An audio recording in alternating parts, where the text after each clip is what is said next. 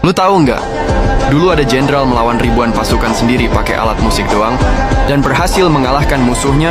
Ia satu otak paling jenius dalam sejarah. Tiongkok yang hampir nggak pernah angkat senjata sendiri, tapi bikin kerajaan sebesar Wei dan Wu terus waspada. Cuma karena namanya disebut? Seorang petani biasa, tapi pikirannya lebih tajam dari ribuan jenderal bersenjata. Namanya Zhuge Liang.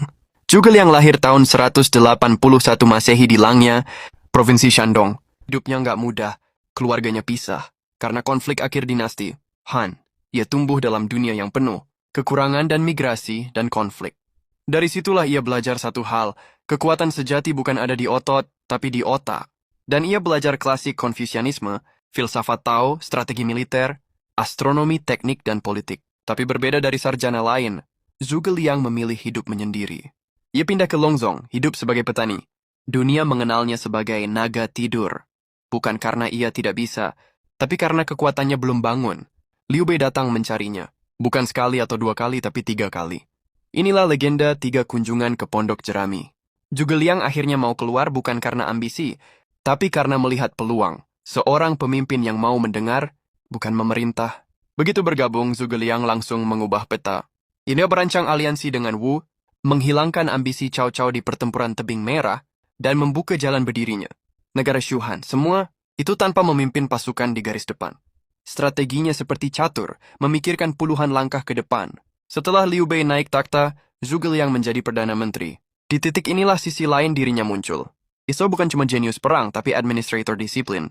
Ia hidup sangat sederhana, menolak kemewahan, dan menuntut hal yang sama dari pejabat lain. Ia menulis hukum, memperbaiki pertanian, memperkuat logistik, dan membangun Shu sebagai negara yang efisien meski kekurangan. Saat Liu Bei wafat, Zhuge Liang ditinggalkan tanggung jawab paling berat, menjaga kerajaan dan mendidik kaisar muda.